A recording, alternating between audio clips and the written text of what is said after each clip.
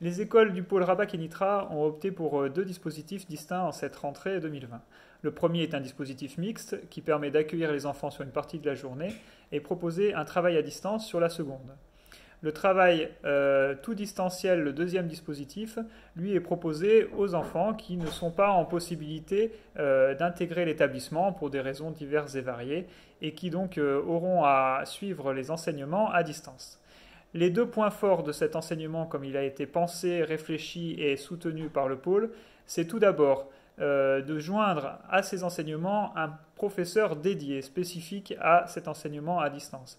On sait que ce sont des données très particulières, que c'est des objets d'apprentissage très particuliers qui doivent être construits, proposés, structurés à des élèves qui se retrouvent à la maison de façon parfois un petit peu isolée et qui n'ont pas toujours l'étayage des familles dans la mesure où celles-ci travaillent.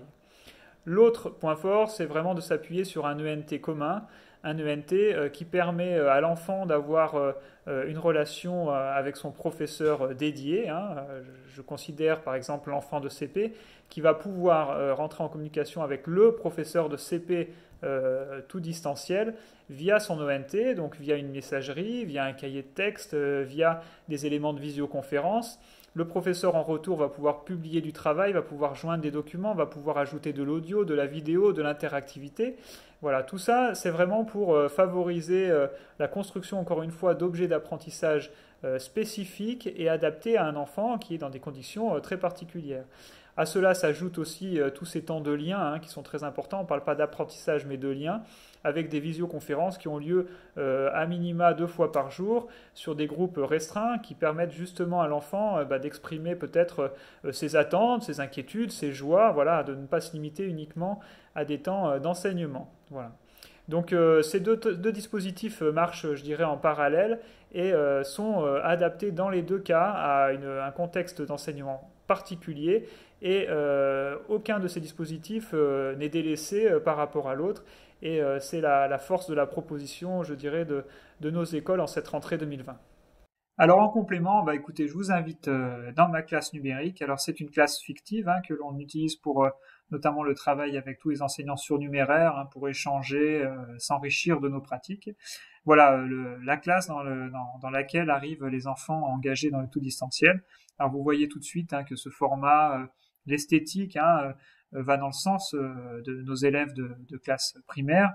On est loin des drives et des ENT, je dirais, plus typés secondaires, qui sont plutôt des drives des ENT d'administration. Là, on est réellement dans une ambiance classe.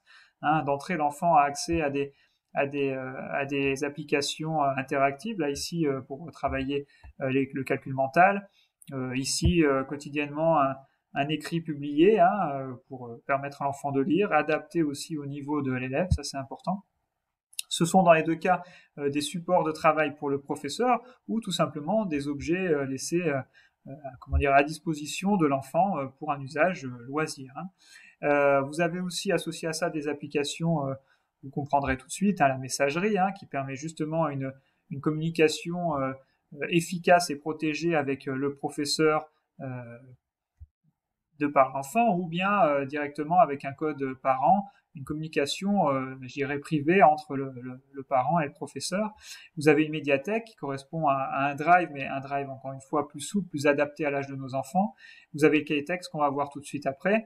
Des ateliers, alors les ateliers, on va dire que ça correspond un peu au pack office, on a de quoi rédiger des textes, de quoi représenter des valeurs chiffrées. On a aussi possibilité d'enregistrer, c'est très important pour les petites classes, de produire des audios.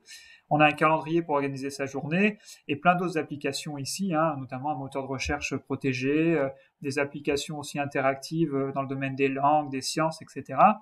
Et je vais vous présenter l'entrée, je dirais, de l'enfant, c'est le cahier de texte.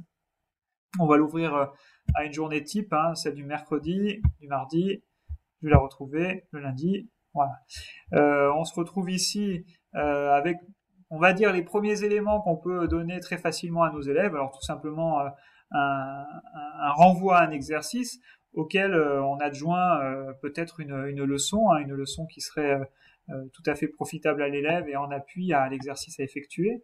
Hein, l'enfant ensuite peut valider sur son cahier de texte et ça apparaît directement sur le cahier de texte du professeur, ça permet un suivi en temps réel. On peut aussi ajouter des documents joints si on souhaite que l'enfant ne soit pas, je dirais, bloqué sur l'écran. On peut très bien éditer les documents en amont et lui permettre de travailler à distance des écrans.